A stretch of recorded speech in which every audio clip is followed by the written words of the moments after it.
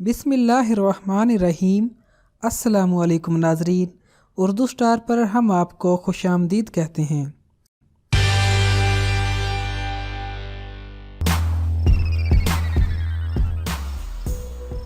बालों में सकरी और खुश्की से परेशान लोगों को साइंसदानों ने इस मसले की वजह भी बता दी है और एक आम चीज से इसका इंतहाई आसान इलाज भी बता दिया है। बरतानवी अखबार डेली मेल की रिपोर्ट के मुताबिक चीनी साइंसदानों का कहना है कि सर के बैक्टीरिया सकरी या खुश्की की वजह से बनते हैं। जब सर में बैक्टीरिया की एक किस्म ज्यादा नशोनुमा पाती है और उसकी तादाद बढ़ जाती है, जबकि दूसरी किस्म के बैक्टीरिया नस्ल बढ़ाने के लिए जिद्दोजहद करते हैं, तो सर में खुश्की और सकरी पैदा होती है। अगर आप सर से खुश्की का खात्मा करना चाहते हैं तो इसके लिए आपको अपने सर में बैक्टीरिया की तादाद मतवाजन रखनी पड़ेगी। कई ऐसे लोशन दस्तयाब हैं जो इस मकसद के लिए इस्तेमाल किए जा सकते हैं, मगर इसके लिए दही का इस्तेमाल इंतहाई मुफीद है। शंघाई की जियाओतांग यूनिवर्सिटी के साइंसदानों ने